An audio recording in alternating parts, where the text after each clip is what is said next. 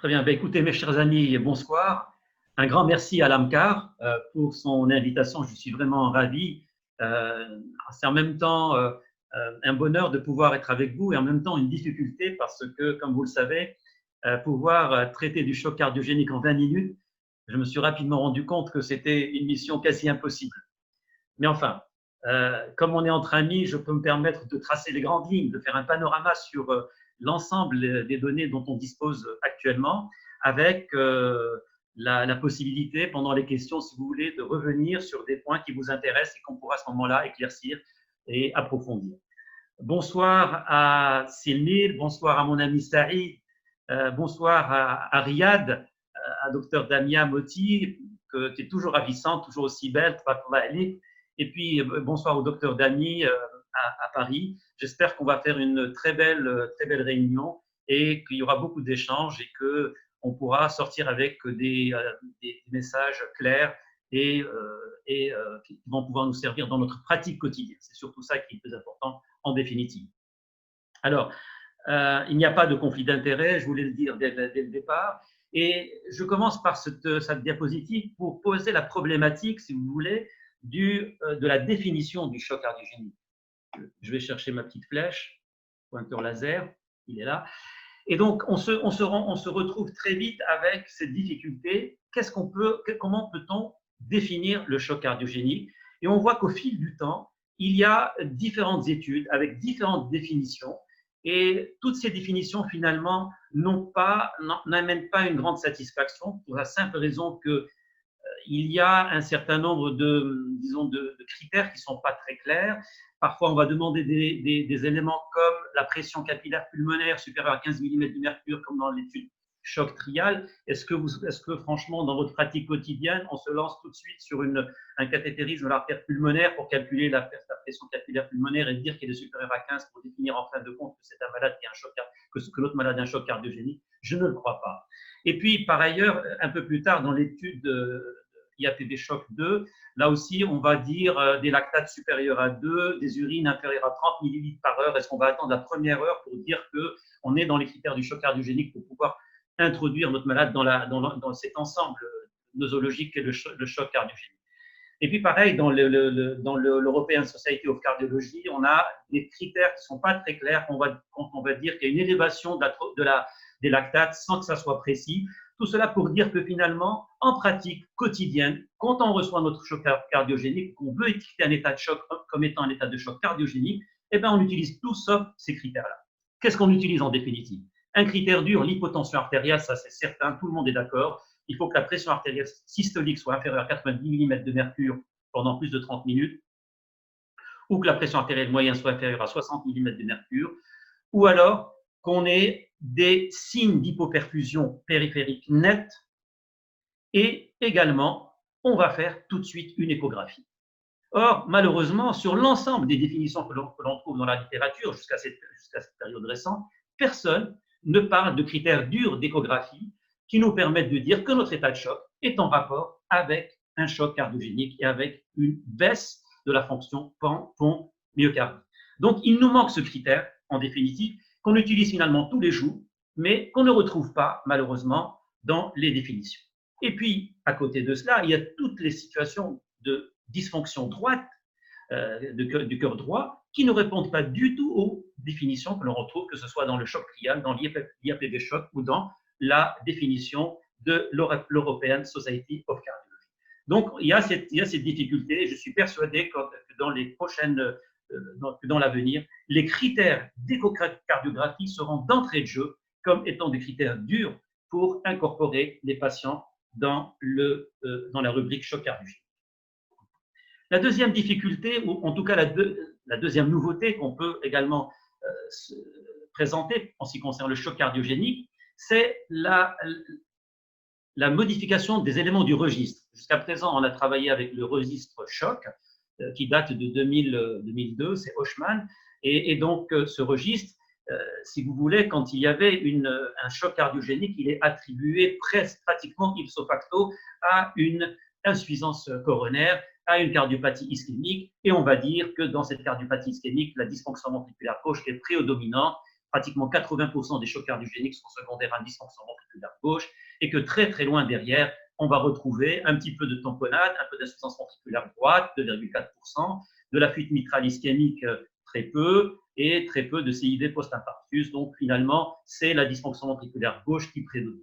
Et quand on voit le registre French Shock, ça c'est 2019, eh bien le registre French Shock, il ne retrouve que 42% seulement de cardiopathie ischémique.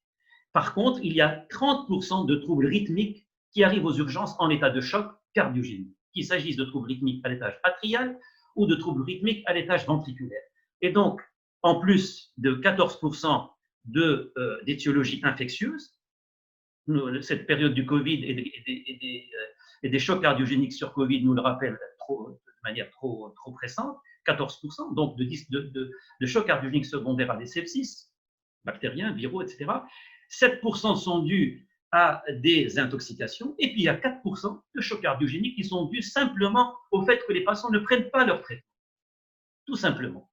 Et donc, il y a une modification de l'atmosphère de ce choc cardiogénique, et ce n'est pas toujours la cardiopathie ischémique, courir à la salle de cathétérisme, ouvrir l'artère, etc. Tout cela est bien nécessaire pour les chocs cardiogéniques secondaires à une cardiopathie ischémique et un infarctus du myocarde, mais il ne faut pas oublier qu'on reçoit régulièrement, et ça on le voit dans la vraie vie, on reçoit régulièrement des malades en choc cardiogénique qui ne sont pas coronariens, mais qui ont d'autres soucis cardiaques.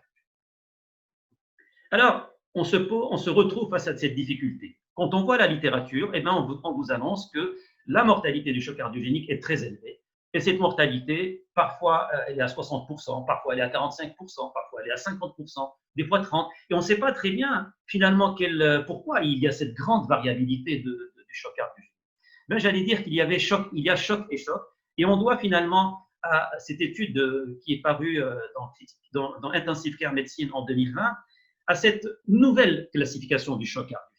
Parce que finalement, cette gradation de A, B, C, D, E va nous permettre finalement de parler le même langage et de se dire finalement notre malade, il est choc cardiogénique A, B, C, D ou E.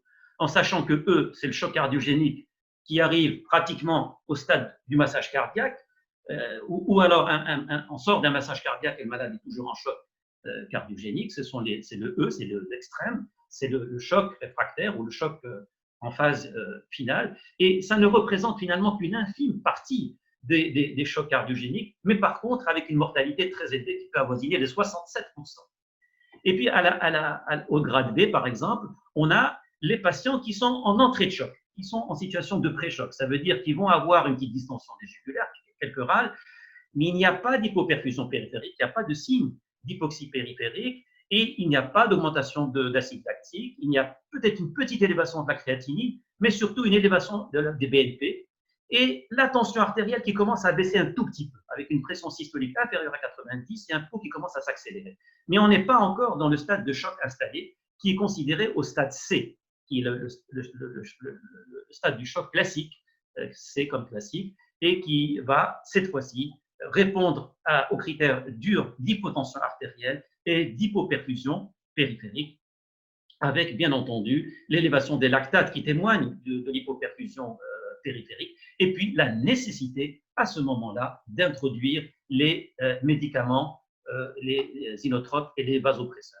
Alors, cette mortalité, elle va commencer à augmenter à partir de ce stade-là, à partir du stade C, et bien entendu, le stade D qui est celui, bien sûr, c'est un stade C si vous voulez, mais aggravé, ça veut dire qu'on c'est l'escalade dans les drogues vasoactives, c'est peut-être l'introduction de la ventilation artificielle, c'est peut-être la réflexion quant à la mise en place d'une assistance circulatoire, et là, la mortalité, bien sûr, va commencer à s'élever et pour arriver à 67%. Donc, si vous voulez, cette classification, elle est attendue et elle nous rend énormément service, ne serait-ce que pour qu'on puisse parler entre nous de quelque chose de relativement cohérent et qu'on sache dans quelle situation se trouve notre malade en choc cardiogénique.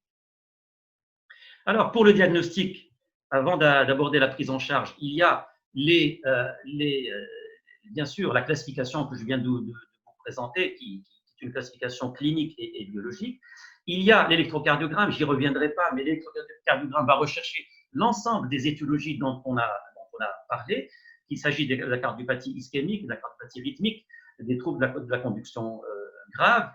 Et puis, il y a l'échographie. Alors, l'échographie, c'est l'examen clé. Et quand je dis échographie, c'est échographie cardiaque et pulmonaire. Cardiaque et pulmonaire. C'est une échographie qui va être la pierre angulaire de la prise en charge de notre choc cardiogénique, que ce soit aux urgences, à la salle de déchocage lors du diagnostic, que ce soit au moment de la mise en place des traitements et de leur évolution, que le moment où on va sortir le malade, bien sûr, de réanimation. Alors, un élément important, cette échographie doit se faire, bien sûr, au lit du malade. Elle doit être faite et refaite autant de fois que cela est nécessaire, bien sûr, au lit du patient. Et l'idéal, c'est de corréler cette échographie à la saturation veineuse en oxygène, parce que le fait de dire, par exemple, qu'on a un index cardiaque à 2 litres, par exemple, est-ce que ce 2 litres d'index cardiaque est suffisant pour les besoins de l'organisme ou pas?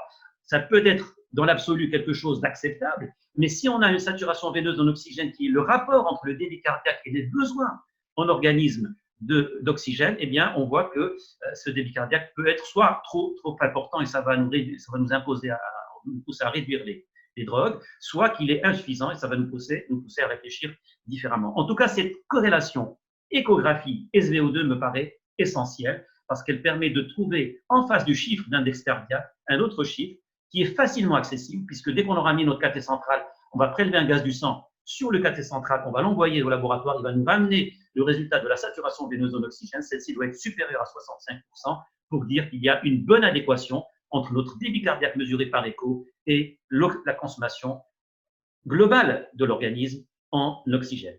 La radio du poumon passe en 3e position dès lors que l'on peut faire de l'échographie pulmonaire. Alors, cette échographie, bien entendu, comme vous le voyez ici, elle a, disons, 5 étapes cruciales. Même en salle de déchocage ou à l'arrivée en réanimation, cette échographie, elle doit répondre à 5 questions très rapidement. La première, est-ce qu'il y a une tamponnade et quel est son retentissement? S'il n'y a pas de tamponnade, quel est l'état de la fonction ventriculaire droite? Quel est l'état de la fonction ventriculaire gauche et droite, bien sûr? Quel est l'état valvaire du patient, en particulier s'il y a une fuite mitrale ischémique ou une rupture de cordage? Il y a également, s'il y a une dysfonction de prothèse valvulaire, si le patient est porteur d'une implantation de valve mécanique, et également, en 5e position, la recherche, et ceci est crucial, et définir est-ce que le malade est en hypovolémie ou pas. Donc, est-ce qu'il y a une tamponnade à éliminer tout de suite? Ensuite, quelle est la fonction ventriculaire droite? Quelle est la fonction ventriculaire gauche? Est-ce qu'il y a une pathologie valvulaire évidente? Et quel est le status volémique du patient? Et on finira par une échographie pulmonaire qui va nous dire tout simplement, est-ce que le patient a un poumon sec? Il est moyennement humide, il est très humide, OAP massif, ou il est déjà au stade d'hépatisation pulmonaire, grâce à l'étude des lignes A ou des lignes B. Ces lignes B, par exemple, ici, comme vous les voyez là, qui sont comme d'un signal laser, comme les signaux laser. Et ici, ils ne sont pas très nombreux, donc on peut parler d'un wetline, mais de LED moyen. Et par contre, ici, vous avez les signaux laser qui sont très, très fréquents, qui sont très ramassés. Et donc, ici, les lignes B témoignent d'un poumon très humide. Ici, on a des signes de consolidation avec un bronchogramme aérien. Et donc, là, on est dans une situation extrêmement délétère d'une atteinte pulmonaire très avancée sur un OAP qui a duré longtemps. Alors, notre malade, on a fait notre diagnostic, on est face à un choc cardiogénique. La première chose, il faut, en même temps qu'on va démarrer le traitement, j'y reviendrai, mettre le monitoring en place. Et ce monitoring, il doit être invasif et non invasif. Alors, le monitoring non invasif, j'y reviendrai pas, mais c'est ce qu'on fait habituellement en unité de soins intensifs. Le monitoring invasif est très important.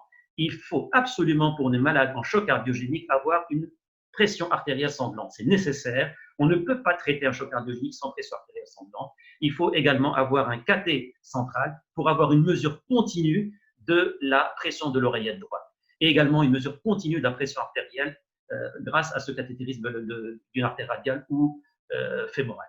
Ce monitoring est nécessaire puisque au-delà du chiffre instantané que l'on va avoir, c'est surtout le train, l'évolution sous traitement des valeurs de cette pression artérielle et des valeurs de cette pression de remplissage, la pression de l'oreillette droite, qui sont intéressantes, beaucoup plus intéressantes qu'une valeur à l'instant T. Et puis, il y a ce remplissage passif, le fait de relever les pieds du patient, les membres inférieurs du patient, pour faire du remplissage passif et vérifier en fait sa volémie. Cette volémie, en définitive, on a tendance à statuer sur cette volémie au départ et de dire le malade il est normovolémique, il est hypervolémique ou il est hypovolémique. Et on s'arrête là. C'est une erreur à mon sens. Il faut continuer à questionner la volémie tout le temps, toutes les 4 heures. Il faut se demander est-ce que le malade n'est pas devenu hypovolémique, et le fait de faire des modifications au niveau du lit, des surélévations de membres inférieurs, si la pression artérielle augmente de 10 points, eh bien, on peut être sûr que le malade a besoin, à cet instant-là, de remplissage. Donc, la notion de volémie n'est pas définitive, elle est très dynamique au cours de la prise en charge du choc cardiogénique et il faut la questionner régulièrement. Alors, je vous ai parlé tout à l'heure de la SVO2, c'est important. Il faut corréler les critères d'échographie à la SVO2, et cette SVO2, c'est un prélèvement gazométrique sur cathé central. Il faut le faire toutes les 4 heures, ne serait au moins pendant les 24 premières heures de la prise en charge du choc cardiogénique. La diurèse toutes les heures, j'y reviendrai pas. Et puis pour certains patients, on va installer une sonde de soins de Blanche. Je sais que la sonde de soins de Blanche est un peu décriée. Je sais que la sonde de soins de Blanche n'a pas amélioré la mortalité dans toutes les études du monde, mais dans certains cas sélectionnés, quand il y a une hypertension artérielle pulmonaire sévère, dans les situations de VD, de dysfonction VD, où on veut voir un peu ce qui se passe au niveau de la post-charge VD, eh bien, c'est intéressant à ce moment-là de glisser une sonde de soins de Blanche. Le monitoring biologique, c'est une numération formule sanguine toutes les 12 à 24 heures. C'est des électrolytes toutes les 6 à 12 heures, en particulier le sodium, le potassium, le magnésium, le calcium. La créatinine toutes les 12 à 24 heures. La fonction hépatique, on va questionner au départ, on va dire tous les jours. Et puis, une fois par jour, j'entends. Et puis, les lactates toutes les 4 heures. Alors là, les lactates sont insuffisamment dosés en réanimation. C'est bien dommage. Également, en unité de soins intensifs, les lactates sont insuffisamment dosés. Or, c'est un critère qui est très simple d'obtention. C'est vraiment un examen banal. Et les lactates sont corrélés à la mortalité. Lorsque les lactates ne baissent pas, lors de la prise en charge d'un choc cardiogénique, je vous montre une plaque sur la plaque suivante, lorsque ces lactates ne baissent pas, eh bien, c'est un critère dur de pronostic, de mauvais pronostic, en tout cas, d'élévation du chiffre de mortalité. Et puis, on fera également des examens d'hémostase. Ces examens d'hémostase sont nécessaires toutes les 12 heures, mais un peu plus fréquemment lorsqu'on s'adresse à des techniques d'assistance circulatoire avec anticoagulation continue. Donc, il faut à ce moment-là questionner la coagulation beaucoup plus fréquemment et différents tests de coagulation doivent être demandés et au maximum, on fera des thromboélastographes. Alors, voici la fameuse diapo sur les lactates et c'est dommage, c'est un examen qu'on devrait demander un peu plus souvent. Vous avez ici la courbe pour les survivants, pour les non-survivants en haut, et ici la courbe pour les survivants. Et vous voyez qu'à partir de la 4e, 5e heure, lorsque vous avez une inflexion de la courbe des lactates, lorsque vous démarrez par exemple autour de 9, 10 avec un choc cardiogénique installé et que vous arrivez dans les 5 après 4 ou 5 heures et que vous arrivez ici, voilà, dans les 5 millimoles par litre vers la 12e heure, eh bien vous êtes sur la bonne voie. Vous êtes sur la très bonne voie. Il faut continuer. Votre traitement est en train de marcher et vos lactates vous permettent de monitorer votre situation. Dans une analyse multivariable, qu'est-ce qui est en rapport avec la mortalité dans un choc cardiogénique? Eh bien, l'âge supérieur à 67 ans, c'est un critère fort. Il y a la revascularisation quand elle est incomplète, c'est un critère fort, mais aussi quand le taux de lactate ne baisse pas au-delà de 70% à la 48e heure, eh bien, il faut le lire, bien sûr, avec l'inverse de ce qui est affiché ici. Eh bien, là aussi, c'est un élément de très mauvais pronostic.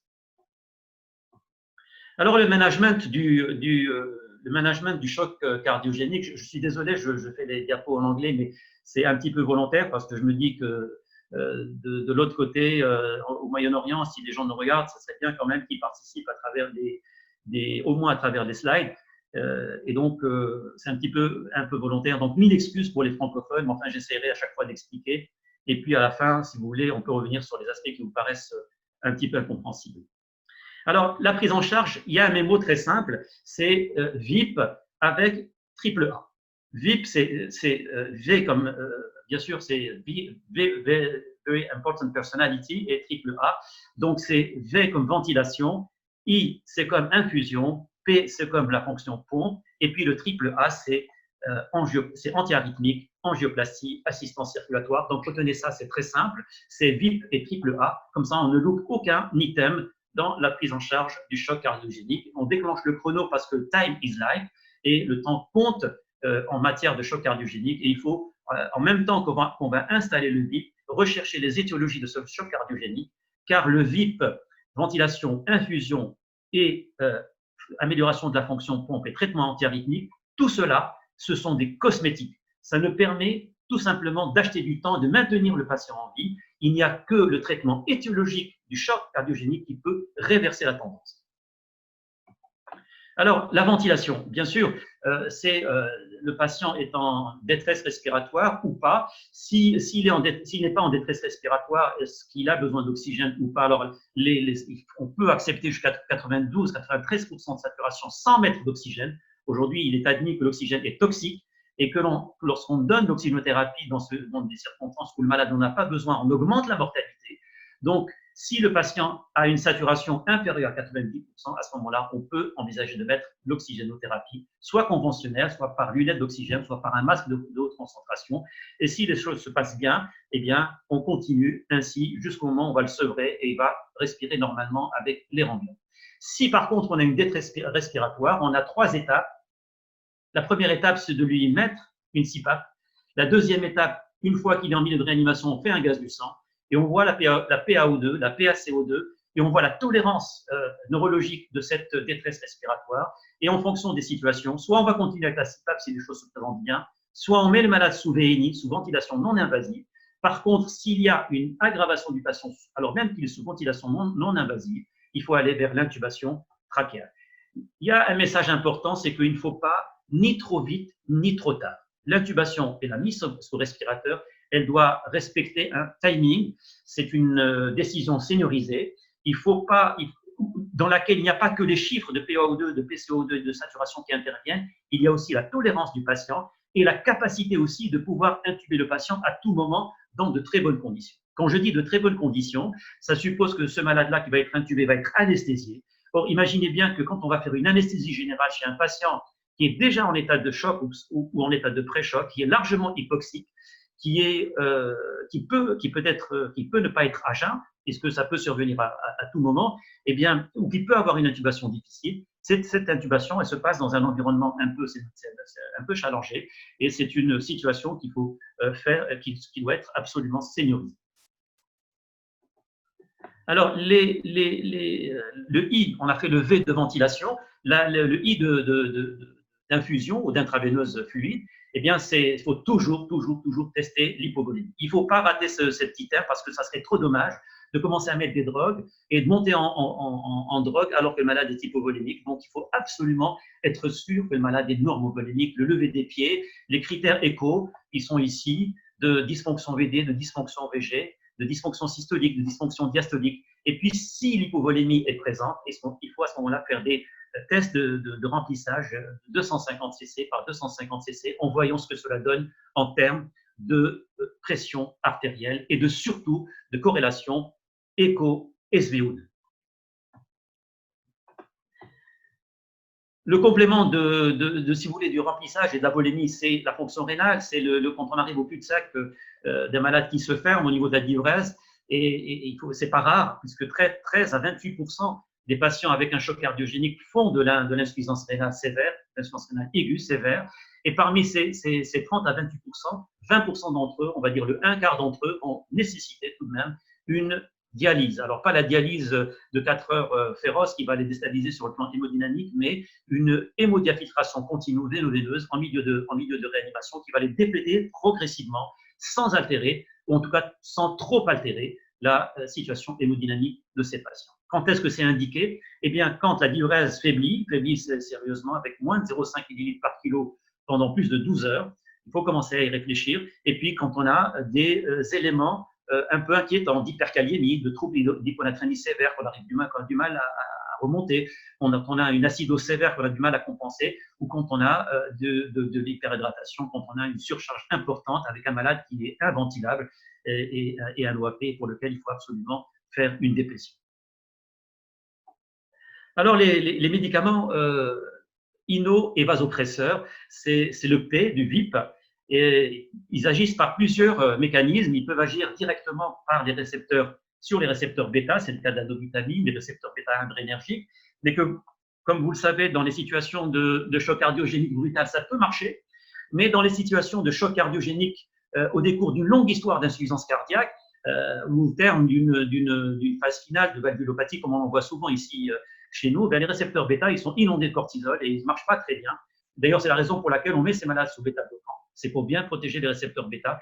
Et donc, dans ces situations-là, il faut peut-être réfléchir à l'utilisation d'autres moyens d'agir sur la contractilité myocardique en court-circuitant les récepteurs bêta, que ce soit par l'intermédiaire des inhibiteurs de la phosphodystérase, puisque ces derniers, ils empêchent en fait le passage de l'AMP cyclique à l'AMP, et donc ils augmentent le stock d'AMP cyclique, ce qui permet de continuer à potentialiser l'action ou à augmenter l'action de la protéine kinase A, qui va, elle, permettre l'introduction du calcium du milieu extracellulaire vers le milieu intracellulaire, ou alors le lévocimandant, qui lui est un sensibilisateur de la troponine, puisque vous savez que pour qu'il y ait une contraction, il faut qu'il y ait une action troponine-calcium. Le lévocimandant donc améliore cette coaptation de la troponine, du calcium par la troponine. Donc, bon, toujours est-il que ces médicaments catécholaminergiques, ils ont leurs effets secondaires. Il faut bien se rendre compte que c'est des médicaments qu'on doit utiliser avec les doses les plus faibles possibles, avec le temps le plus court possible. Et on le sait très bien, chaque fois qu'on a gardé des malades longtemps sous catécholamine, on voit bien un petit peu la dégradation progressive dans laquelle ils se mettent si on n'arrive pas à mettre le point sur l'étiologie qui a été responsable de ce choc cardiogénique. Donc, c'est des médicaments, si vous voulez, qui essayent de you buy the time. C'est des médicaments qui permettent d'acheter du temps pour pouvoir mettre en place le protocole étiologique. Donc, ils ont des effets invisibles, indésirables, que ce soit sur la fréquence cardiaque, sur la consommation myocardique en oxygène, sur la structure myocardique, même des effets indésirables immunologiques. Donc, à utiliser vraiment en titration, les doses les plus faibles possibles et sur une durée la plus courte possible. Voici un travail qui a été fait par l'équipe de Alain Girard. Donc, ça compare en fait la noradrénaline avec la noradrénaline, dobutamine versus épinéphrine. Et vous voyez que en fait, la noradrénaline plus la dobutamine, ça donne la même chose que l'épinéphrine en termes de résultats sur la tension artérielle, la même chose que sur l'index cardiaque, mais ici, bonne nouvelle, l'association noradrénaline-dobutamine donne moins d'augmentation de fréquence cardiaque par rapport à l'adrénaline. Donc, on a tout intérêt, si vous voulez, à utiliser quelque chose qui nous donne pour le même résultat, pour le même débit cardiaque finalement, on a une molécule, une association de deux molécules qui n'augmente pas la fréquence cardiaque. Je prends. Ça me paraît très utile dans ce contexte. Après, il y a les lactates. Là aussi, on a une bonne différence avec la noradrénaline associée à la dobutamine versus noradré, ici en haut, et une différence, en tout cas au moins pendant les premières heures. Alors, pour nous résumer par rapport aux drogues, je sais que je suis très attendu là-dessus.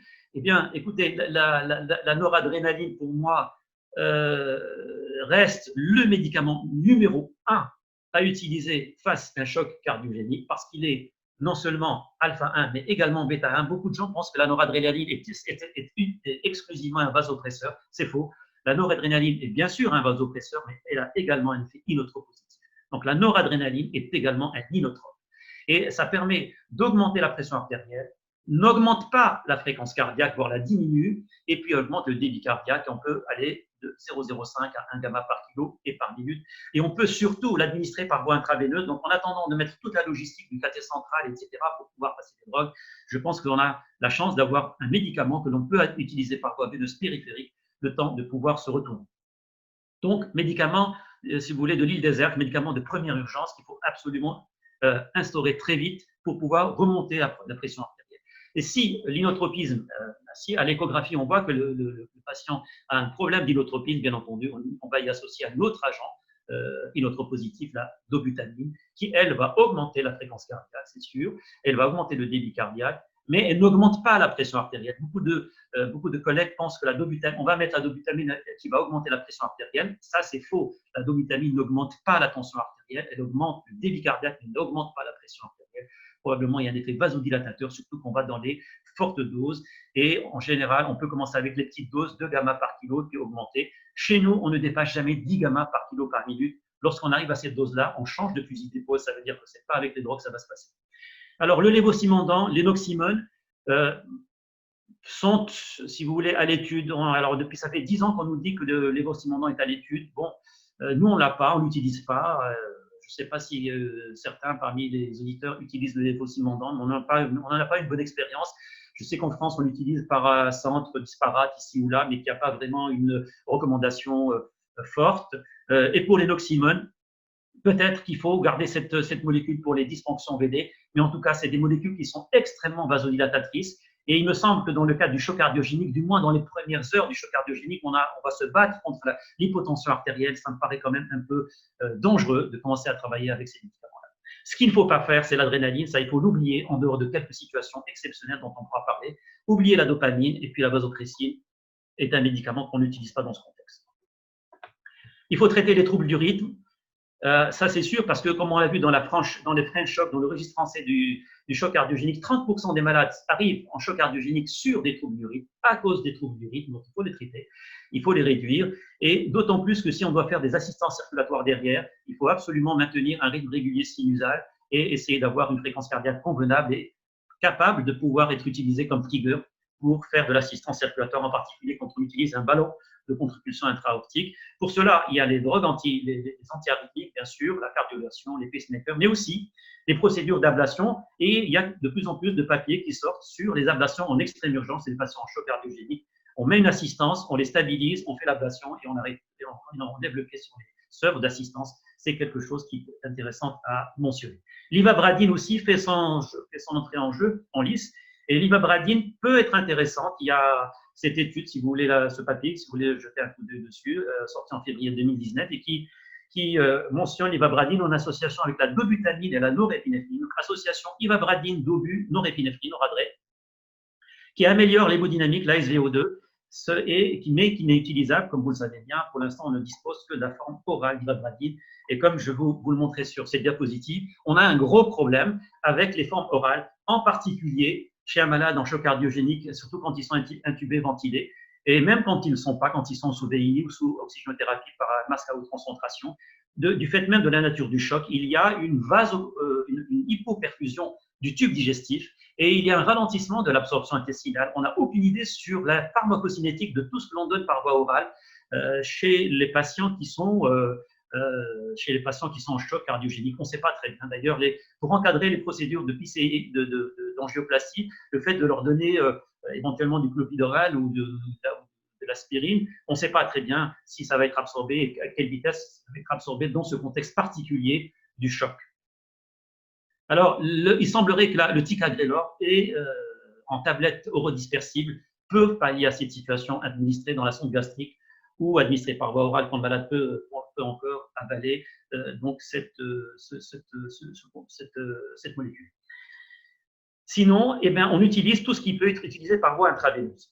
L'aspirine par voie intraveineuse, les glycoprotéines G2B3A, le congrélor, les anticoagulants, il vaut mieux travailler par voie intraveineuse. Et là aussi, parce que la voie sous-cutanée, on ne sait pas, erratique chez un malade en état de choc, parce que la perfusion sous-cutanée est complètement aléatoire. Et donc, il vaut mieux travailler par voie intraveineuse.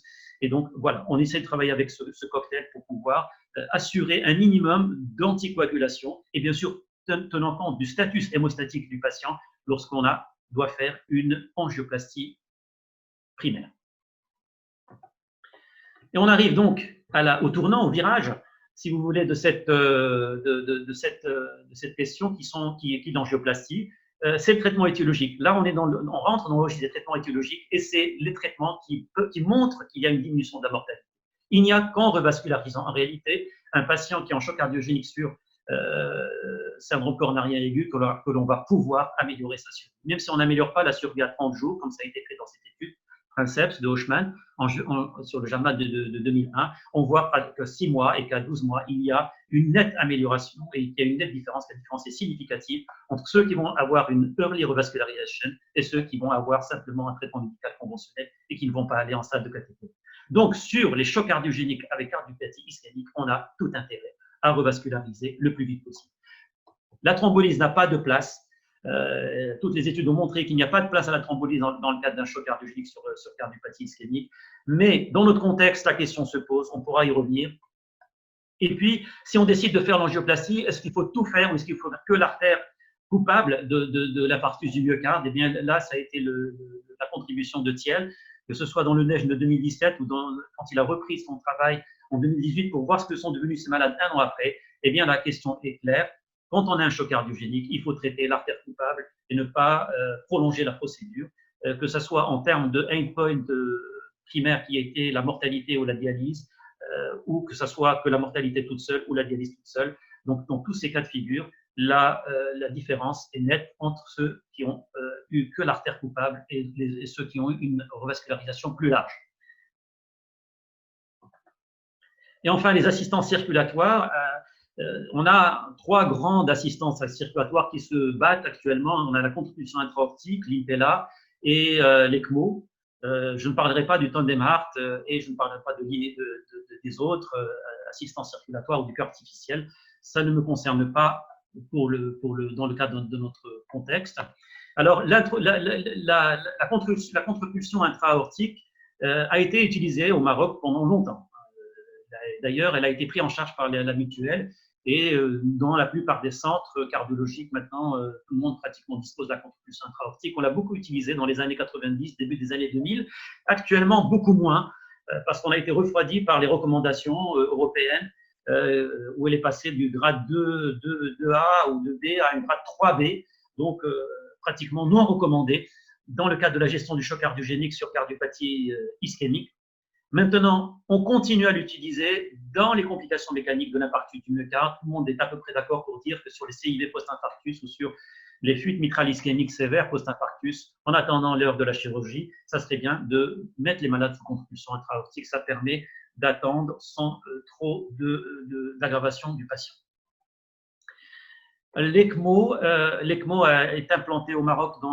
Il y a une vingtaine d'ECMO qui ont été implantés au Maroc. Pas beaucoup, c'est très peu. C'est même négligeable. Pour cela, il y a plusieurs explications, en particulier parce que l'ECMO n'est pas pris en charge par les organismes mutuels et par l'assurance maladie. Et donc, comme ça coûte très très cher, donc la conviction est là. Il faut implanter des ECMO dans des situations de choc cardiogénique. Je reviendrai. Il ne faut pas les implanter quand on n'a pas de solution, si vous voulez, d'assistance définitive ou d'assistance ou de transplantation cardiaque quand la personne est âgée ou porteuse de TAR ou de défaillance d'organes. Mais ça reste tout de même aujourd'hui une technique d'assistance respiratoire, d'assistance circulatoire très facilement utilisable avec du matériel miniaturisé, avec des canules artério-fémorales que l'on peut poser par voie percutanée la plupart du temps.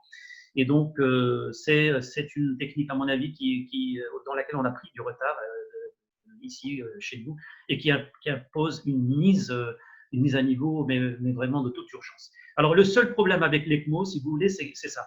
C'est quand on fait de l'ECMO, on va injecter en rétrograde. On va injecter en rétrograde au niveau de l'artère fémorale. On prélève le sang au niveau de la veine fémorale, il passe dans l'oxygénateur, puis on va l'injecter au niveau de l'artère fémorale. Et quand on va l'injecter au niveau de l'artère fémorale en rétrograde, on peut créer une défaillance ventriculaire gauche parce qu'on va augmenter un petit peu, il va y avoir une compétition entre le flux natif du ventricule gauche et qui est antérograde et le flux de l'ECMO qui est rétrograde. Et ceci peut aboutir à une dysfonction ventriculaire gauche, un OAP. Donc il faut décharger le VG quand on peut être amené à décharger le VG quand on fait l'ECMO. Et c'est pour cela que de plus en plus il y a des techniques, si vous voulez, combinées. L'Impella n'existe pas au Maroc, n'a pas encore été implanté au Maroc. C'est une technique, si vous voulez, c'est le match un peu Impella Amérique versus ECMO Europe. L'Impella produite par Abiomed aux États-Unis. Et quand on voit le train de l'utilisation de l'assistance circulatoire aux États-Unis, on voit qu'il y a une très forte augmentation de l'implantation des Impella, alors que la fréquence d'implantation des ECMO est plutôt constante, et c'est strictement l'inverse en Europe. Donc on pourrait se poser la question sur le pourquoi des choses. En tout cas, cette Impella est très utile, sûrement, parce qu'elle est physiologique, elle perfuse dans le sens antérograde, comme dans la nature des choses. Elle décharge le ventricule gauche, ce qui est très bien. Et puis, il y a différents types. On a la 2,5, mais la 2,5 est rarement suffisante, sauf quand on la combine avec un autre moyen d'assistance. Il faut aller à l'Impella 5. Or, l'Impella 5, il faut une implantation chirurgicale et elle n'est pas dénouée d'un certain nombre de complications. Pour ceux qui ne connaissent pas, l'Impella, c'est une turbine axiale qui va aspirer dans le ventricule gauche et qui va injecter dans l'aorte ascendante et qui peut poser par voie percutanée, par voie fémorale pour l'IPLA 2,5 et par voie chirurgicale, par exemple ici axillaire, pour l'IPLA 5.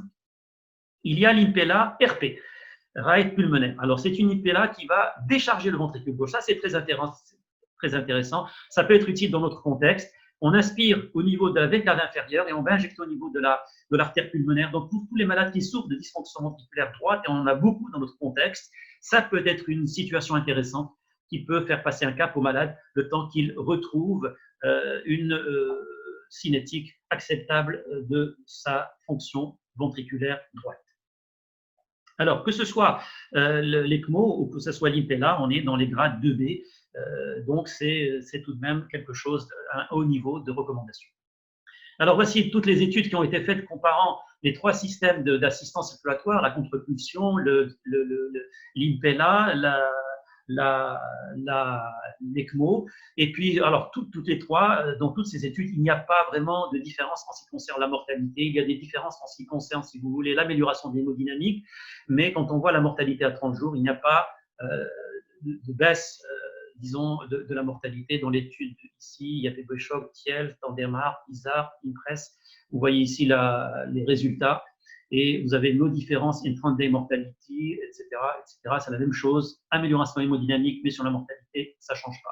Alors, il y a 3 études actuellement en cours qui vont répondre à l'intérêt de ces techniques d'assistance circulatoire. Ces 3 études sont là devant vous. J'espère qu'ils vont pouvoir nous répondre. En tout cas, ce qui est sûr, c'est que sur les études observationnelles, les centres qui font de l'ECMO sont très contents de faire de l'ECMO. On pourra y revenir, si vous voulez, au moment de la discussion. C'est des techniques qui marchent, qui améliorent, qui donnent, en tout cas, qui sauvent des vies. Après, est-ce qu'il faut faire un bras assistance, un bras traitement conventionnel pour pouvoir montrer la baisse de mortalité? C'est une question éthique auquel il m'est impossible de répondre. Alors, un petit algorithme avant de finir. Voici ce qu'on fait, ce qu'on pourrait faire. C'est le choc cardiogénique, les critères. On n'y reviendra pas. On fait notre CG, on fait notre écho, éventuellement la radio du thorax, on fait notre gazométrie et les lactates, la biologie, la ligne artérielle, la voie veineuse centrale. On envoie un prélèvement gazométrique veineux pour la SVO2. On optimise notre remplissage, on fait notre adrénaline, on ajoute éventuellement de la double derrière. On continue à monitorer avec le TT ou le TO. Et puis, on fait éventuellement une sonde de soins de Gans et on fait le traitement étiologique. Angioplastie, CCV, les antiarythmiques, la thrombolyse, on réduit les troubles du rythme. Et puis, malgré tout ça, le patient reste avec une hypotension artérielle. Il a 7-8 de tension artérielle malgré tout ça. Malgré tout ce qu'on a fait, il n'arrive pas à décoller de son 7-8. Eh bien, là, c'est le heart team. Il faut absolument que les gens se réunissent et que ce heart team décide, en fonction de la situation du patient, s'il faut implanter ou pas une assistance circulatoire. Alors, s'il y a une hypoxie, si le malade il est en choc cardiogénique avec une grande hypoxie, il ne faut pas hésiter, il faut aller vers l'ECMO, parce qu'elle va régler les 2 problèmes. S'il y a une dysfonction droite isolée, l'IPLA RP semble très séduisante. Elle permet de décharger le ventricule droit avec un abord fémoral, mais il y a le problème du coût. Si maintenant on est dans une situation de choc cardiogénique VG, eh bien, il faut se poser la question de combien de litres on a besoin pour faire face à l'augmentation, à la nécessité d'augmenter la SVO2. Si on a besoin d'un tout petit peu d'augmentation de débit, si on veut augmenter notre débit ou notre index cardiaque d'1 litre ou de 0,5 litres, la contribution intra-aortique dans ce contexte peut être intéressante et suffisante. Si on veut augmenter notre débit de 2 à 4 litres, il faut aller vers l'IPLA ou l'IPLA CP. Et si on veut augmenter plus, avoir un débit cardiaque qui perfuse vers les 4-5 litres parce que la DO2 est élevée, à ce moment-là, on revient à l'ECMO. Et l'ECMO avec décharge ventriculaire si le malade fait un OAP grâce à l'IPLA ou grâce à l'ECMO associé à la contribution intra-aortique dans le cadre d'une assistance combinée.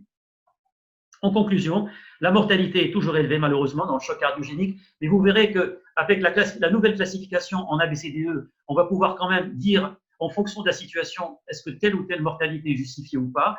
Le monitoring invasif ne se discute plus maintenant, il faut absolument faire de l'invasif pour pouvoir gérer ce type de patient. L'angioplastie primaire à la recherche pour traiter la lésion coupable diminue la mortalité.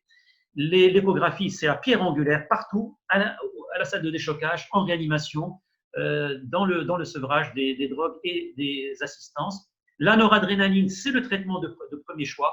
Le premier réflexe, on administre 8 mg de noradrénaline diluée dans 40 cc à la seringue électrique et on commence à perfuser sur une voie périphérique pour augmenter la tension artérielle. Et on a une réponse très vite. Et ensuite, on réfléchit à ce que l'on va faire. Réduire la tachyarrhythmie, rôle de l'ivabradine qui reste à démontrer. Et puis, les assistances circulatoires, nous devons rattraper le retard. On est au balbutiement avec 20 ECMO implantés au Maroc, c'est largement insuffisant. Donc, on doit rattraper notre retard par rapport à l'ECMO, en particulier l'ECMO associé à la contre-pulsion intra-aortique lorsqu'apparaît un OAP. Et puis, bien sûr, le heart team est souverain et la logistique offerte, c'est-à-dire qu'il faut absolument mettre le malade en choc cardiogénique dans une situation où il peut bénéficier de l'ensemble de ses soins, y compris de l'assistance circulatoire. Et alors, voilà, on a soit le verre à moitié vide, et donc on ne fera jamais rien devant le choc cardiogénique, soit on va se dire, bon, on a donné quelques coups et que tous les espoirs sont permis. Je vous remercie. Je suis connecté. Adil, merci beaucoup. Excellent, tout simplement excellent. Rien à dire. Donc, je vous l'avais dit, ce soir, on a des orateurs exceptionnels. Merci, Adil. J'espère que ça n'a pas été trop long. Ça méritait. Hein. Dania, à ton tour.